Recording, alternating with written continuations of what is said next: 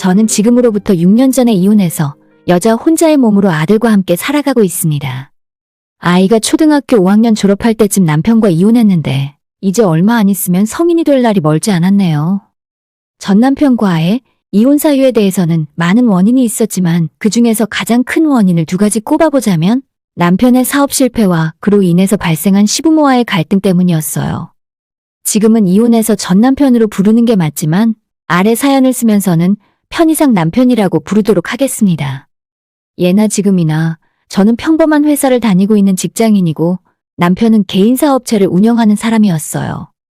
처음에는 제가 직장 다니면서 버는 월급보다 남편이 가게에서 벌어오는 돈이 훨씬 많았고 저보고 직장 그만두고 같이 가게를 하잔 소리까지 하더라고요.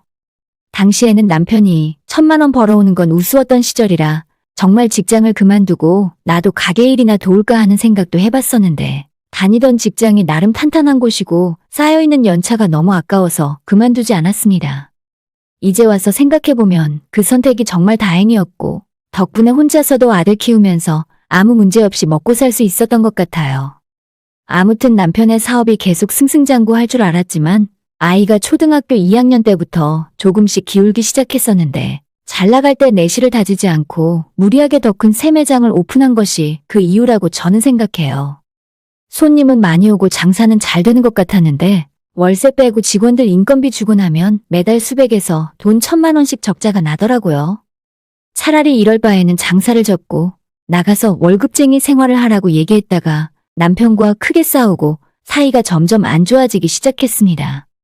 남편은 고집을 부리기 시작했고 제가 새로 오픈한 큰 매장이라도 빨리 정리하는 것이 낫지 않겠냐고 조언해도 지금 그 가게에 들어간 돈이 얼만데 절대 그럴 수 없다면서 끝까지 버티더라고요. 그전까지는 정말 저희 세 식구 남부럽지 않게 살았습니다.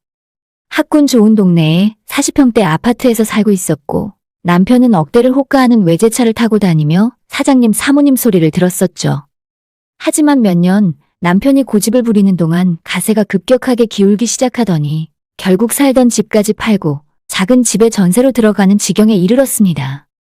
처음 집을 팔고 이사를 가는 날 저는 남편에게 이야기하진 않았었지만 만약 전셋집마저 지켜내지 못한다면 남편과 이혼하고 내 힘으로 혼자 아들을 키우며 살아야겠다고 다짐했었죠. 남편의 고집 때문에 저와 아들의 인생까지 송두리째 흔들릴 수는 없었으니까요. 저희가 잘 나갈 때는 양가 부모님들에게 용돈도 많이 드렸었고 모시고 나가서 외식도 하고 선물도 자주 해드렸습니다. 당연히 저도 시부모님과 사이좋게 지냈었는데 남편 사업이 한번 흔들리기 시작하니까 집안끼리도 감정이 상하는 일이 많이 생기더라고요. 예전처럼 용돈 드릴 수도 없을 정도로 저희 부부 경제 사정이 많이 안 좋아졌고 오히려 줬던 걸 도로 달라고 해야 하지 않을까 고민하게 될 정도였어요.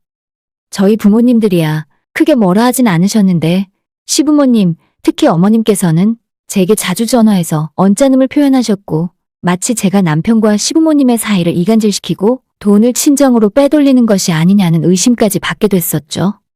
남편 사업이 어려워진 뒤로는 생활비 한번 달라 한 적 없고 오직 제가 번 돈으로 세 식구가 먹고 살았었는데 그 결과가 겨우 이거라니 제 결혼 생활 자체에 회의감이 밀려오는 순간이었습니다.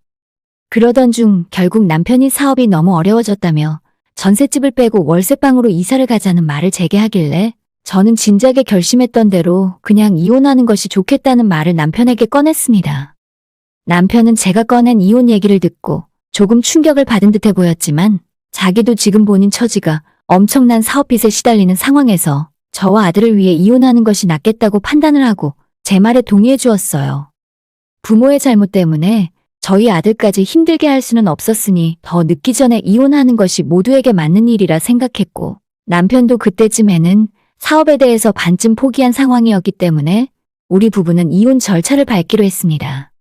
하지만 그 소식을 들은 시부모님이 다음날 저희 집으로 쳐들어와서 아들 보는 앞에서 제 머리채를 붙들고 친정에 빼돌린 돈 가져오라고 너 때문에 자기 아들이 망했다면서 생난리를 부리셨어요. 저도 그때는 경찰에 연락하고 저희 친정부모님에게도 연락을 했었는데 양가 부모님들이 경찰서에서 만나서 2차전까지 하느라 난장판이 따로 없더라고요. 그 정도까지 엉망이 된 상황에서 결혼 생활을 계속 해나갈 수도 없었고 저는 당장 짐 싸서 아들과 함께 친정으로 들어가서 살기 시작했어요. 마음 같아서는 시어머니를 고소할까 어쩔까 생각하기도 했었지만 그래도 좋은 게 좋은 거라고 남편에게 마지막 남은 저희 재산이었던 전세금에서 절반을 제가 받고 우리 부부는 협의 이혼을 하게 되었습니다. 그래도 한 가지 다행인 점은 이혼 과정에서 시부모들이 우리 아들의 양육권을 달라고 하지는 않았었는데 제 생각으로는 그쪽 집안 형편상 애 하나 키우는 것도 힘들었기 때문에 남편까지 사업 망해가는 와중에 손자까지 데려가겠다고 말할 상황이 아니었겠죠. 남편은 매달 아이 양육비로 50만 원씩 보내주겠다고 약속했지만 처음 몇 달만 50만 원이 들어오고 그 뒤로는 30만 원, 20만 원 줄어들기 시작하더니 1년이 지난 뒤로부터는 거의 양육비를 보낸 적이 없었어요. 남편의 사업이 완전히 망해버려서 기존에 운영하던 매장과 새로 오픈한 대형 매장까지 전부 문을 닫게 된 것도 그때쯤이었습니다. 수억에 달하는 빚은 가게를 정리해도 거의 갚지 못했을 거고 저도 더 이상 남편에게 양육비를 기대하지는 않았어요. 아이를 잘 키우는 것 하나만 생각했고 친정 부모님 도움을 조금씩 받으면서 지금까지 정말 남부끄럽지 않게 열심히 살았습니다. 고맙게도 저희 아들이 부모의 이런 사정을 일찍 눈치를 채게 된 건지 철이 일찍 들었고 고등학교 졸업을 얼마 남기지 않은 현재까지 말썽 한 번 부린 적 없고 속 한 번 썩인 적 없이 열심히 공부하는 착한 아들이에요. 이제는 저도 회사 내에서 연차도 많이 쌓였고 직급도 오를 대로 올라서 적지 않은 연봉을 받고 있기 때문에 아들과 둘이 사는 것에 아무런 문제가 없는 상황이고 다행히도 저희 회사에서 자녀 대학금 지원이 나오기 때문에 앞으로도 그리 큰 걱정은 없이 살고 있어요. 하지만 사업이 완전 망하고 양육비는커녕 연락조차 없던 전 남편이 작년부터 다시 제게 연락을 해오기 시작했어요. 처음에는 아들 보고 싶다, 잘 지내냐 등의 안부를 물어오길래 아들도 가끔 아빠를 보고 싶어 한다고 언제 한번 만나서 밥이라도 먹자고 했더니 전 남편은 자기가 지금 몰골로 어떻게 아들 앞에 나타날 수 있겠냐면서 바로 거절을 하더라고요. 어떻게 사냐고 물어봐도 그냥 알아서 잘 살고 있다고만 대답하고는 어디서 뭐하고 지내는지 아무것도 이야기해주질 않았어요. 일주일에 한두 번씩 연락해서 아들과 제 근황을 묻던 전 남편이 한 달쯤 지났을 때 문득 제게 이런 소리를 하더라고요. 미안한데 내가 급하게 막아야 할 돈이 있어서 그런데 100만 원만 빌려줄 수 있을까? 한 달 뒤에 갚을 수 있을 것 같은데 지금 상황이 너무 안 좋아서 그래. 진짜 그 이야기 듣고 바로 딱 잘라서 거절을 했어야 하지만 왠지 수많은 빚을 혼자 짊어지고 그동안 얼마나 고생하며 살았을까 하는 생각에 불쌍한 마음이 들면서 다시 돌려주지 않아도 좋으니 내가 당신에게 해줄 수 있는 마지막이라 생각하라고 얘기하면서 100만 원을 빌려주겠다고 이야기했어요. 계좌로 보내주려 했는데 자기가 지금 말할 수 없는 어떠한 사정 때문에 은행 계좌를 사용할 수 없다면서 시간과 장소를 정할 테니 잠깐 만나서 현금으로 달라 하더군요. 다음날 퇴근하고 난 뒤에 제가 다니던 회사 근처 편의점 골목에서 전 남편을 만났고 몇 년 만에 만났는데 몰골이 말이 아닌 상황이었습니다. 고생을 얼마나 했는지 살이 쪽 빠져 있었는데 피부도 새카맣고 이제 겨우 50대 초반의 나이인데 마치 70 먹은 할아버지를 보는 듯한 기분이 들더라고요. 많이 당황했지만 최대한 티내지 않으려 노력하면서 전 남편에게 봉투에 넣어 준비한 100만 원 현찰을 건네주었고 갚지 않아도 된다고 말했지만 전 남편은 다음 달까지는 꼭 갚겠다며 돈을 받고 바로 사라져버렸어요. 그 뒤로 한 달 동안 아무런 연락도 없었고 저는 차라리 그 돈 안 받아도 되니 이대로 다신 저와 아들 앞에 나타나지 않기를 바라고 있었습니다.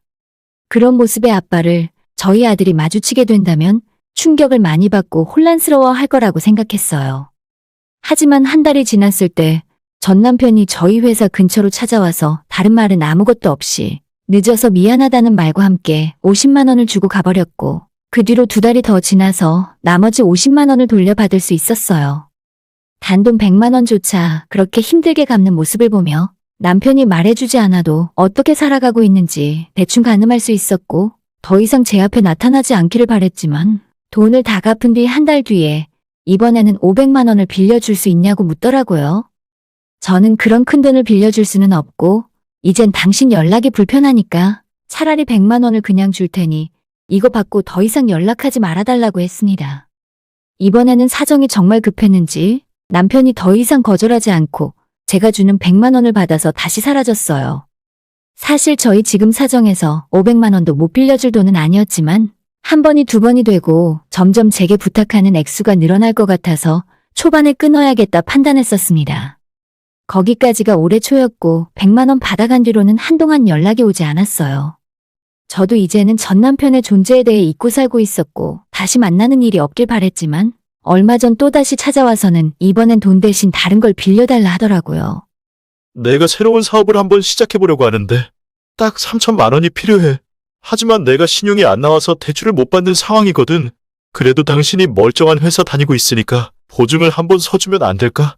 진짜 확실한 사업이고 내가 이번 일이 성공만 하면 당신이랑 우리 효찬이한테 평생 잘하면서 살게. 전 남편이 제 앞에서 눈을 반짝반짝 빛내며 저는 알아들을 수도 없는 사업 이야기를 늘어놓기 시작했어요.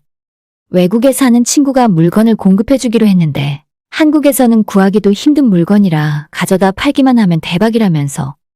그때 그 남편의 눈빛을 보자마자 저희가 이혼하기 전 저의 걱정과 만류에도 불구하고 큰 돈을 투자해서 대형 매장을 오픈하기 직전에 남편 얼굴이 떠오르더라고요.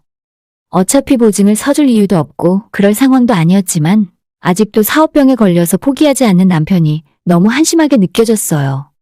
더는 얘기를 들어줄 필요도 없다 생각해서 이런 이야기할 거라면 다신 내 앞에 나타나지 말라고 모질게 이야기하고 저는 자리를 떠났습니다. 기껏 몇 년 만에 연락해서 한다는 소리가 돈 100만 원 빌려달라고 하질 않나. 이제는 아예 돈 빌려달라 소리를 넘어서 빚 보증을 서달라고 하고 있는 거예요. 너무 어이가 없고 내가 어떻게 지금까지 고생하며 살았고 아이 혼자 키우면서 아빠 없는 자식이라는 소리 듣지 않게 하려고 얼마나 노력을 많이 했었는데 겨우 나타나서 한다는 소리가 빚 보증을 서달라니. 진짜 저런 인간에게 조금이라도 불쌍한 마음을 먹고 바뀌길 기대했었던 제가 바보 같았어요. 아이에게는 처음부터 지금까지 단 한 번도 아빠 만났었다는 얘기를 꺼낸 적 없었는데 보증 이야기를 들은 뒤로는 정말 만나게 해줄 생각이 들지 않더라고요. 아니, 오히려 아이에게 접근 금지라도 시키고 싶은 심정이었습니다. 전 남편을 그렇게 쫓아내고 더는 제 앞에 나타나지 않기를 바랬는데 그로부터 며칠 후 저희 회사 앞으로 전 남편과 그 옆에는 절대 다시 마주치고 싶지 않았던 얼굴이 있더라고요. 바로 저희가 처음 이혼하려고 했을 때 제 머리채를 잡고 죽이네 살리네 친정으로 빼돌린 돈 가져오라 난리를 치던 전 시어머니였습니다. 이제는 쪼글쪼글 할머니가 된 모습에 하고 다니는 행색도 정말 추레해서 길을 걷다가 마주쳐도 누군지 몰라볼 지경이었죠. 남편과 제가 이혼하고 몇 년 동안 연락이 끊긴 사이에 시아버지는 이미 돌아가신 뒤였고 홀로 남은 시모와 남편이 둘이 지내고 있었습니다. 혹시라도 보증 안 서줬다는 이유로 또 제 머리채를 붙들고 난리를 칠까 걱정했는데 가만 보니 이제는 하라고 들이밀어도 머리채를 움켜쥘 기력도 없어 보이더라고요. 정말 보고 싶지 않았던 사람을 다시 만나게 되어 기분이 너무 더러웠고 회사 근처 골목에서 저를 기다리고 있던 전 남편과 전 시어머니를 본체만 채하고 그냥 지나쳤어요. 그러자 남편이 제 이름을 부르며 뒤를 따라왔고 그 모습에 너무 짜증나고 화가 치밀어 올라서 사람들의 시선도 잊은 채 소리를 빽 질러버리고 말았습니다. 대체 이게 무슨 짓이야? 내 앞에 나타나지 말라고 했는데 이젠 당신 어머니까지 데리고 왔어? 내가 절대 안 된다고 했잖아. 제발 나 더 이상 힘들게 하지 말고 더 이상 아는 척하지 말아줘. 그러자 남편은 면목이 없다면서 자기도 이번에는 정말 잘해보고 싶은데 제 도움이 너무나도 간절하게 필요하다면서 꼭 한번 다시 생각해 달라더군요. 저를 붙잡는 손을 뿌리치고 그냥 돌아가려고 했는데 다리 쪽에 뭔가 매달리는 느낌이 들어 아래를 내려보니 팔순이 가까이 된 시모가 땅바닥에 주저앉아서 제 다리를 붙들고 매달리고 있더라고요. 애미야, 너가 한 번만 도와줘라. 우리 아들 너랑 헤어지고 나서 정말 힘들게 살았어.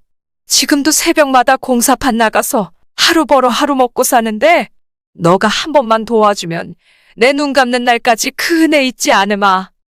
제 바지가랑이를 붙들고 눈물까지 흘리며 부탁을 하는데 시모의 그런 모습을 보니 불쌍하다는 생각보다는 예전에 저한테 악다구니를 쓰고 욕을 했던 모습이 겹쳐 보이면서 오히려 더 이 상황이 싫어지는 겁니다. 저를 붙들려고 하는 남편의 손을 뿌리치고 필사적으로 제 바지가랑이를 붙드는 시모마저 밀어냈어요. 어머님이 저한테 이런 부탁하실 염치가 있으세요? 고작 몇 년 전 일도 기억 못하셔서 저한테 이러시는 거 아닐 거 아니에요? 어떻게든 살아보려고 발버둥치고 고생하는 며느리한테 돈 빼돌렸냐는 말까지 하셨으면서 어떻게 이제 와서 저보고 보증을 서달라고 할 수가 있어요? 시모는 대답도 못하고 길바닥에 주저앉아 울기만 하고 남편 놈은 저를 붙들고는 미안하다며 자기가 다 처음부터 설명할 수 있다고 개소리를 하길래 그런 거 필요 없으니 당장 당신 엄마 데리고 내 앞에서 꺼지라고 했습니다. 한 번만 더 나타나면 경찰을 부르던지 나도 앞으로는 가만히 있지 않을 거라고 했어요. 진짜 창피하지도 않아? 당신 엄마한테 길바닥에서 내 바지가랑이 붙들게 시키려고 데려온 거야? 아들 양육비 안 보내줬어도 당신이 불쌍해서 그동안 아무 말 안 하고 참고 살았어. 남편 노릇 못하고 아빠 노릇 못했으면 최소한 우리 두 사람 사는데 방해나 하지 말아줘. 라고 마지막으로 이야기하고 집으로 돌아왔어요. 그날 저녁에 남편이 미안하다며 문자를 보내길래 답장도 하기 싫어서 번호를 차단해버렸습니다. 저런 사람에게 한순간이나마 불쌍하다는 생각을 했던 제가 바보였어요. 그 이후 지금까지 제 앞에 다시 나타나지는 않았지만 만에 하나 또다시 찾아와서 돈 빌려달라느니 보증을 서달라는 소리를 해대면 바로 그 자리에서 경찰을 부를 거예요. 아들한테도 앞으로 아빠는 없다고 생각하고 살라 할 거고 아들 대학은 서울로 보내서 절대 자기 아비랑 마주치지 못하게 할 겁니다. 전 남편도 최소한의 양심이 남아있다면 아들 앞에는 절대 나타나지 말아줬으면 좋겠네요. 오늘의 사연은 여기까지입니다. 구독과 좋아요, 알림 설정 부탁드려요. 다들 행복하시고 좋은 하루 되세요.